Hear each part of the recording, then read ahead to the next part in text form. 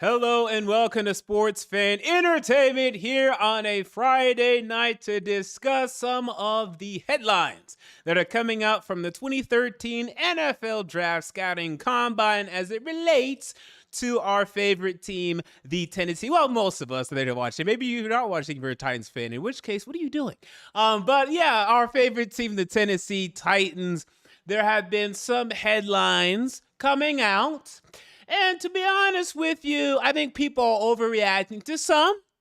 And we're going to discuss that at length. And then we're also going to discuss some of the prospects that we're already interviewing. Nothing crazy that has come out yet. No quarterback. Sorry to disappoint as of right now, as of what we know. We're going to discuss whether or not that means anything, whether or not anything means anything at this point.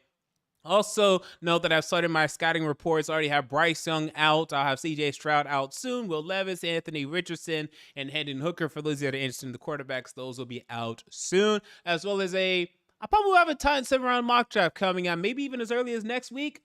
So that'll be the first of many Tennessee Titans mock drafts. So stay tuned for that. So let's discuss the 2013 Scouting Combine. Let's begin with General Manager Ran Carthon. Our new GM, our new head honcho. Well, is he the head? I don't know. You never really know. It could be Mike Vrabel at this point, But Rand Carthon, the new head of state for the Tennessee Titans, at least, for the roster, we think still. I don't know. We're still just thinking there. And some of the things that he said, and specifically, let's cut to the chase. The comments he made regarding Ryan Tannehill. This was a question that he had to have anticipated. Not only he anticipated, but I'm sure even it's so important that ownership coached him up a little bit. Not that he necessarily needs to be coached up, but saying, okay, this is where we want to stand. This is essentially what we want to say about our quarterback situation revolving Ryan Tannehill. And we are in a very interesting position here because while Tannehill is still presumably the starter, very presumably, we are also in a position where we drafted a young quarterback last year in the third round.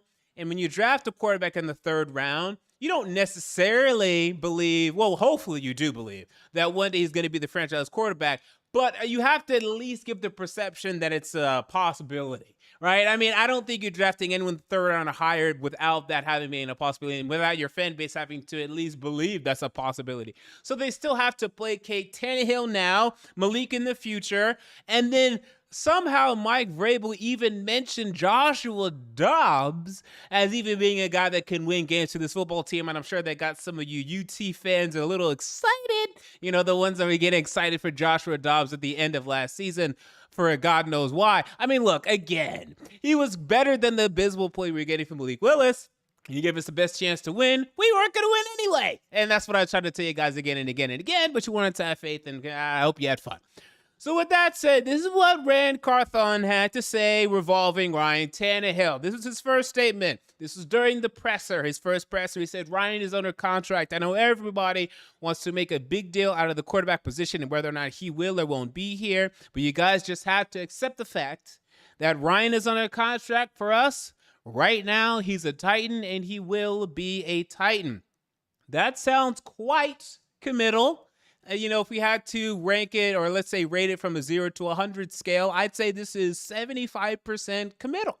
Let's say I was dating a girl and that girl was talking to her friends and her friends are like, man, I don't know about this MJ guy. I don't trust this guy. And she was like, we all have to accept the fact that he's my boyfriend. He's my boyfriend now and he will be. It's 75%. It's pretty committal. But you're still acknowledging that MJ, you see how people could think MJ's a problem. You're not like, I don't know what y'all are seeing in MJ. No, y'all are crazy. Y'all are bugging.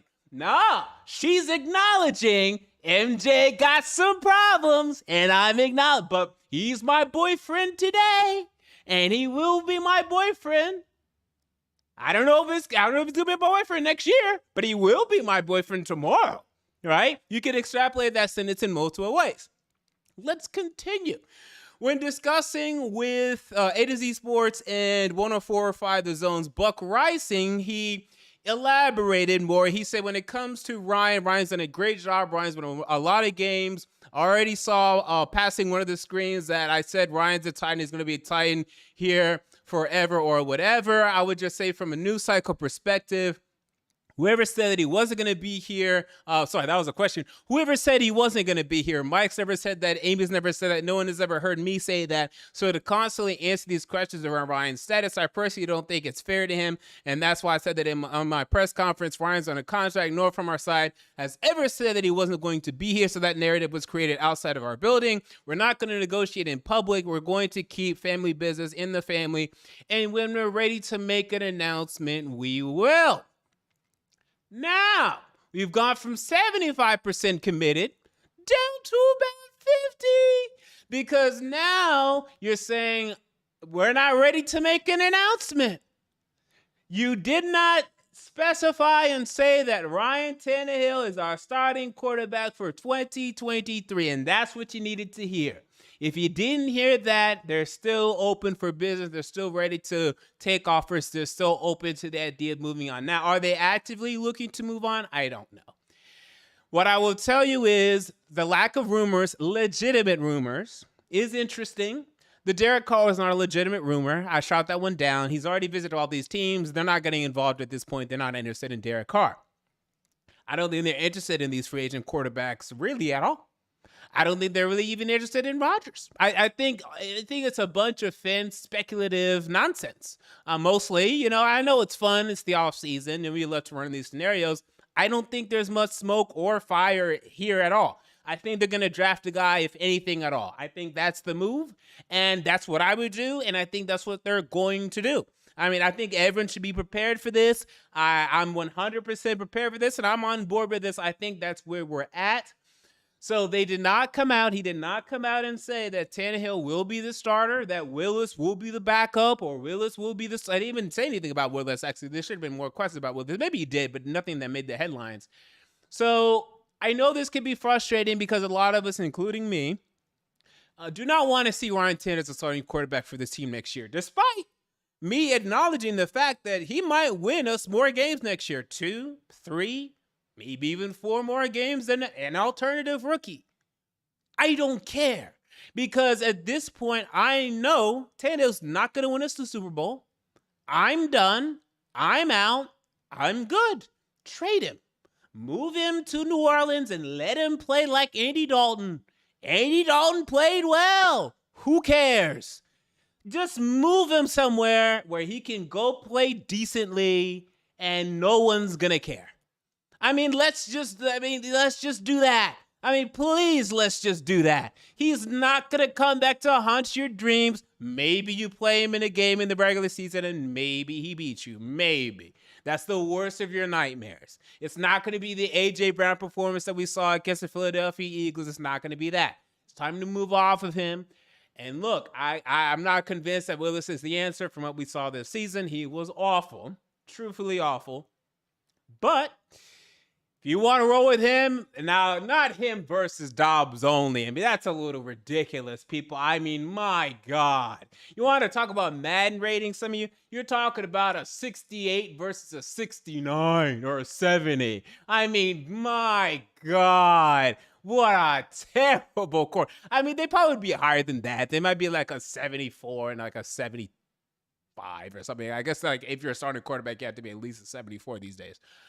Or at least even like an 80. But for now, they're sticking with 10. It's fine. But if we go through the whole season with them, I'm going to be like, well, fine. 8, 9 wins, middle of the draft next year. Great. All right, fine. Hell. And look, because the Colts are still starting Stroud and Young, and I think they're going to be very good.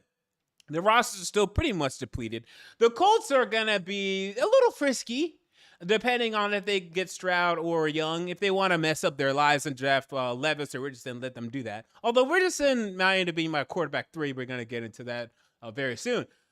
But, I still think we'd win our fair share amount of games against them. And even the Jaguars. The Jaguars are not going to be a juggernaut next year, people. They're still probably going to win the division. And that's just me being honest. But I still think they're a 10-win team. I think they're, well, for right now. Let's see what changes and additions and subtractions that they make. But they're not an AFC powerhouse yet by any means. So we're still going to win games in our division. and then games elsewhere and, be middling. So that's what we're trying to build. There's a lot of moves to be made. We've only made the cuts, and there might be a couple more cuts to be made, and then we're going to see who we get in free agency. But right now, that's the outlook. It's been the outlook. It's going to continue to be the outlook. So that was Rand Carthon on Ryan Tannehill.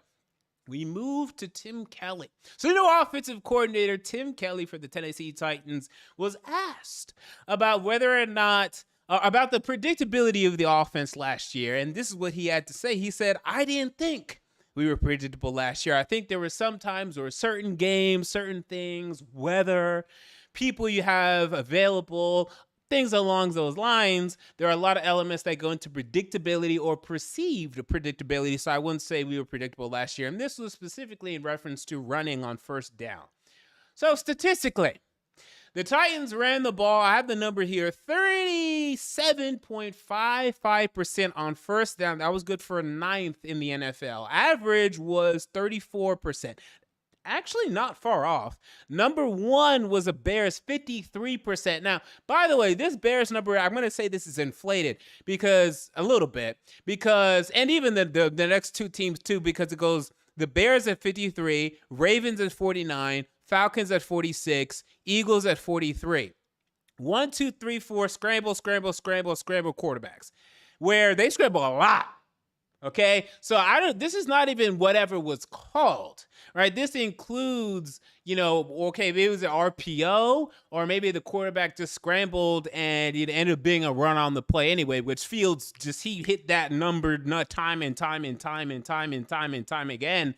So I'd argue the Bears, they were kind of predictable in that they were going to run, but you didn't know if it was going to be Fields just improvising and running on his own, or what's going to happen there, or Lamar Jackson, same thing there, or Falcons with Mariota.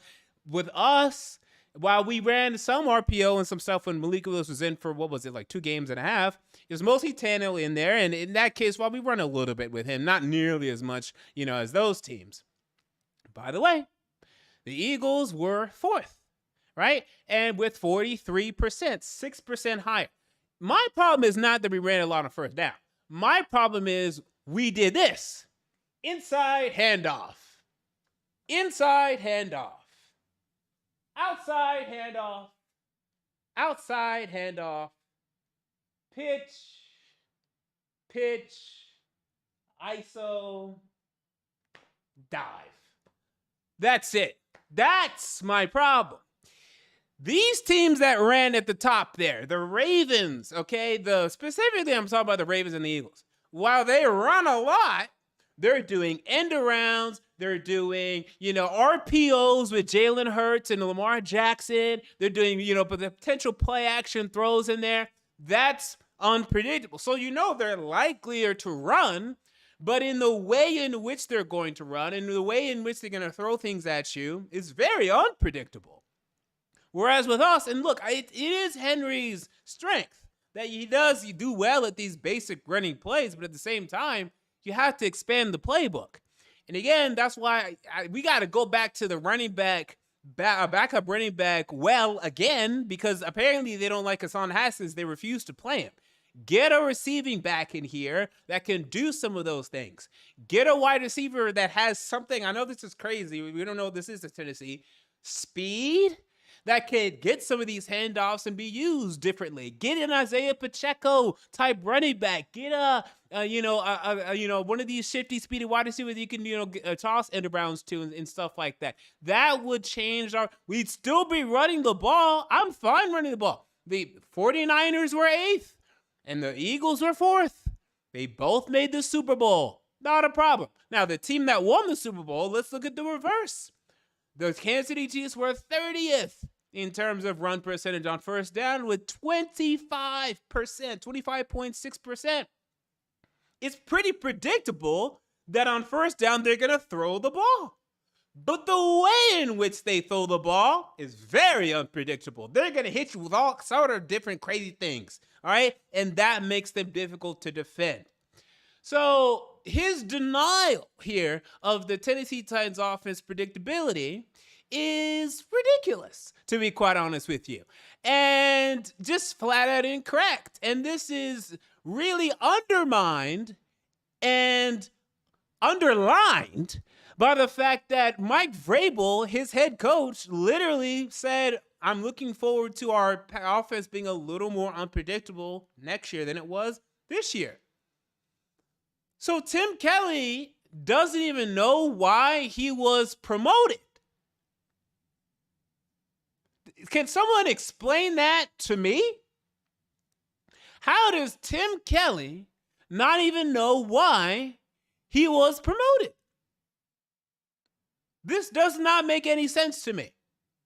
He's been hired for a job that he doesn't know how to do. Interesting. So lack of communication there. Very strange. Don't know what the hell's going on there, but hopefully, despite him saying this, he's able to instill different things. But this is not something that inspires confidence from Titans fans. Are we going to see real differences in this offense? Are we going to see different philosophies? Are we going to see different schemes? Are we going to see different play calling routines, different play calling strategies, different play calling scenarios, more creativity, more, motion, more different things to really rejuvenate this offense that looks so good in 2020 and since then has been a shell of itself more and more in the seasons that have come afterwards? Or are we going to see the same thing? Because if we are, it's going to be a very brutal 2023 for the Tennessee Titans. With that said, we had a couple more things from Rand Carthon. He says that we're open for business with the 11th overall pick. This is something that's obvious. I expected him to say this. I think everyone did. This is something he obviously should say. We also had... really, that was it. Vrabel just said a lot of Vrabel speak. He's looking for speedy guys. Okay, draft them, because we say that all the time and then we end up not drafting them. Except for Chico Conquo, by the way. He's very good. So with that said, let's look at who we've already interviewed. So this is the current interview list for the Tennessee Titans that I've been able to accumulate thus far. And we're always one of the teams that keeps this list pretty hard to find. I'm looking at the Steelers list right now. I already see at least 25 names that you can find for the Steelers. For us, I think we have, 5 or 6? 5. So, wide receiver Quentin Johnson out of TCU, who, by the way, I believe, and I've been watching tape on him now, is a little overrated. I don't want Quentin Johnson at 11. He's unable to catch contested catches consistently, and I have concerns about his speed, and those are two things that I've been burned with in the past when it comes to wide receiver prospects. I don't want him at 11. If we trade down, that's a different story. Keep your eyes on that. Keely Ringo, the cornerback out of Georgia, has been falling down draft boards. Now some people don't even have him in the first round. Now he ran, I want to say, a 4.39 40 today. Measured very well, 6'1", 200, and I want to say 7 pounds. Great. That could put him back on the first round, but he could be an option in the second round. And also, I put out a poll on Twitter. That's why you always have to follow me on Twitter at the MJ Take. I put out polls, get a good sense of what's going on. I wanted to know if this scenario presents itself, what we should do. So there is a scenario, in my opinion, where the Titans could go to 11, and they would still have a tackle or two for sure available in Paris Johnson, Peter Skoronski, or Broderick Jones. But I'm seeing people being less and less into Paris Johnson and Broderick Jones. If Skoronski's gone, they could sit there at 11 and say, we don't want to overdraft for Broderick Jones or for Paris Johnson Jr., excuse me. And then they could look and say the quarterbacks, Stroud and Young, are gone. Levis or Richardson is still there. Probably one of them is also gone. We don't want to draft this other quarterback. We're not drafting that. And then the wide receivers, in my opinion, at 11, I don't know if any of them are worth 11 right now. Quentin Johnson has fallen down my board. So with all of those positions gone, what do you do? Let me ask you in the chat, what do you do at this position if you don't want to take one of the wide receivers, nor the offensive tackle, nor the quarterback? What do you do? In my opinion, if this is the way the board shakes out, I think you now have to consider taking a cornerback. And I know that's a little, wait a minute, we just took Farley, we just took McCreary, we just took Fulton in 2020. Farley, we don't know if he's ever going to play. We don't know if he's ever going to play, at least extended time. He's been on the field a little bit, but realistically and relatively, he has not played. Fulton is coming up on a contract year, and I don't know if I want him back. I don't know how much he's going to cost. McCreary struggled a bit his rookie season, also had some nice flashes. We don't know what he is yet. McCreary, we don't know. So we don't have a number one cornerback that we're solid on right now. Who did you have more faith in coming into their contract year? Adoree Jackson or Christian Fulton? Now, I think Fulton at his best has been better than Adoree at his best, but I saw more of Adoree at his best than Fulton at his best. Now, Adoree still has his injuries. Fulton's starting to have injuries, so they're kind of like, I feel like I would still take Adoree over Fulton barely, but just barely. And by the way, I mean, not moving forward. I'm just saying like as, what they've done in their careers. But that's just barely. So if we didn't re-sign Adoree, are we going to re-sign Fulton? Maybe not. But you could sit here at 11 and get the best cornerback in the draft, probably. Now, there's a chance that a cornerback has taken before us. There's a chance. I think right now that chance is 50-50. But if the board shakes out to where Skoronski's already gone, 3 quarterbacks are gone, there's going to be 3 edges gone. There's going to be Will Anderson gone. It's going to be Tyree Wilson gone. It's going to be Miles Murphy. You could sit here at 11 and take Christian Gonzalez, take Devin Witherspoon, or Joey Porter, whichever one that you love the most. They're all pretty damn good. Okay, there are a lot of people. Some people really love Gonzalez. Some people really love Witherspoon. Some people really love Porter. You could sit there and just take the best one. If one of the edges in Murphy or Wilson fell, would you take them? If you're cutting Bud Dupree, absolutely. I mean, at this point, though, whether or not Bud Dupree is still on the roster. If he is, you can't. Although you could, but it'd be like, at that point, you could still cut Bud Dupree after the draft, but you're not going to sign him with the money it'd be kind of like, I don't want to say no just because Wilson and Murphy, these two should be Pro Bowl edge rushers. So I don't want to pass up on a Pro Bowl edge rusher. There's one there I want. Right, because we only have one Pro Bowl edge rusher right now in Aaron Landry, and I think he's still going to be a Pro Bowler, but we only have one right now. So, you'd have to consider it because I think Wilson and Murphy. And by the way, this is why you want to pick 11th in the draft. I know everyone wanted to make the playoffs. Look at it. So now we're 2 months removed, or a month and a half at least, from the wild card. Do you even remember it? I barely remember it. The Jaguars came back and beat the Chargers. Woo! Congratulations. You hand your banner up, winners of the first round. Congratulations. Now we're picking 11, and we should get a Pro Bowler. Yes! This is why you lose the last game. Because I'm looking here and I'm being like, when we could get the best corner in the draft, we could get the best tackle in the draft, we could get one of the better edge rushers in the draft, we're going to add a Pro Bowler or a franchise quarterback. What's up? I'd rather take one of those pieces than a measly wild card exit any day of the week. If you're just telling me one game, screw the game. Give me another Pro Bowler, especially when this team needs it most. We've been done made the playoffs for the last 4 seasons. Why do we need to make it again to lead the first round? Well, we made the playoffs. Whoop-de-doo. We're about to get a Pro Bowler here, and then we're going to pick early in the second and maybe get a Pro Bowler there. Let's go. Ren Carthon. So, interesting scenarios. We're going to continue looking at the scenarios. But I'm interested to see. There's also a rumor now that the Titans might be interested in Mike McGlinchey, the former right tackle for the San Francisco 49ers. Now, if we get him, we have 2 right tackles, in Nicholas Petit-Frere and Mike McGlinchey. Now, they both played left tackle in college. They could return to the left side. Now, McGlinchey,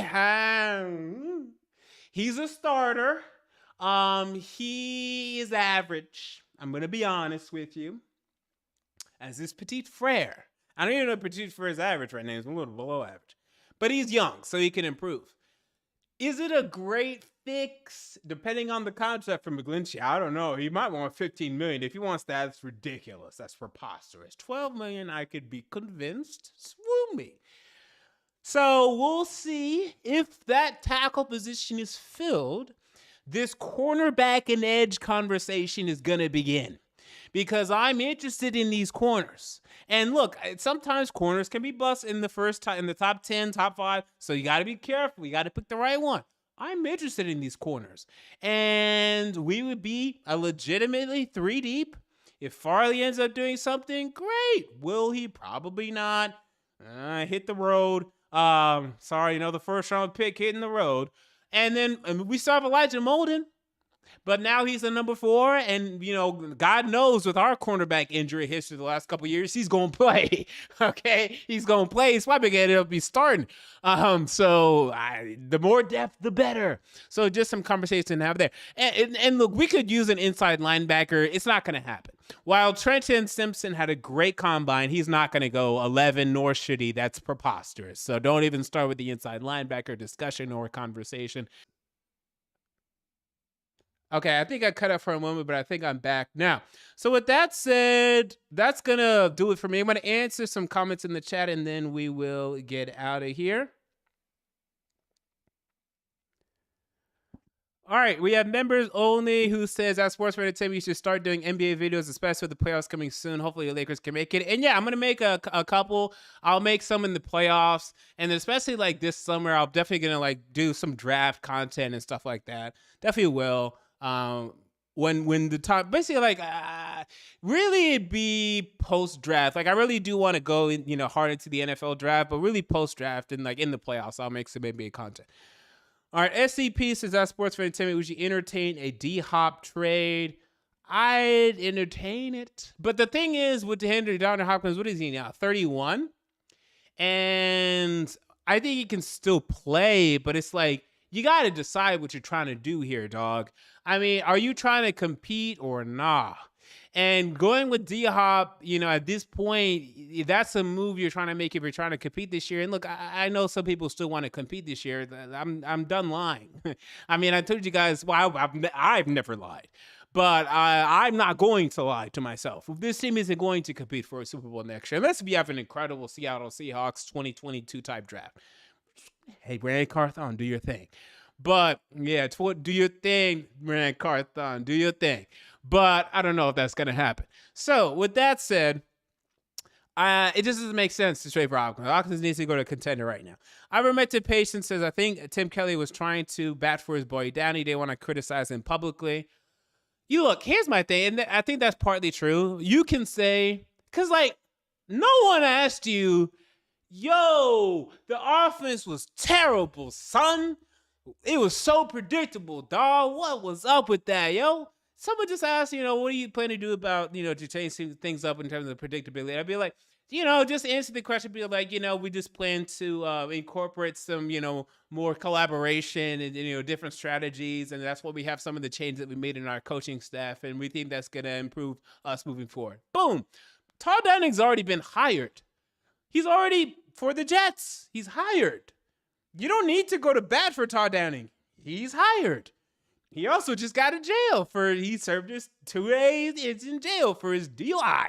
You don't have to go to bat for Todd Downing. He'll be fine, okay? Assuming you keep the Jack Daniels out of his hand. So, assuming all that, he'll be fine. You don't have to go to bat for Todd. He's a grown man and he's hired. So, that might be true, but why? He's hired. SCP says trade back with the Bucks. We could get a haul. If the Bucks want to trade up, sure. I mean, where are the Bucks? They're picking like what, 18 or something? Where are the Bucks? 19. I mean, if they want to trading down it, look, if the quarterbacks are gone, we can't get the quarterback. Want to trade back, get some assets. Like, I mean, what was it? The Saints traded a first to move. I can't remember where they moved from last year. I want to say it was.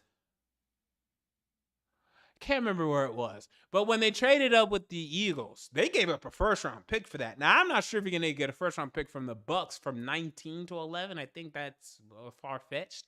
You can get a second, I'm sure. And I'd be down because then I'd imagine you still be able to get Broderick Jones there. I feel like at that point, Paris Johnson would definitely be gone. But if not him, you have some more options. And you definitely can get Jackson Smith and Jigba. And let me tell you, man, I was scouting a lot of CJ Stroud. Your boy Jackson Smith and Jigba can play. And I don't know about his 40 speed, but this guy continued to get open and make plays at Ohio State. And I'm very interested in Jackson Smith and Jigba.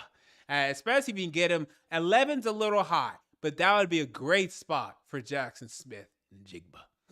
All right, so with that said, that's going to do it for me here on this Friday Night Sports Fan Entertainment. I will be back next week. I'll probably have a mock draft.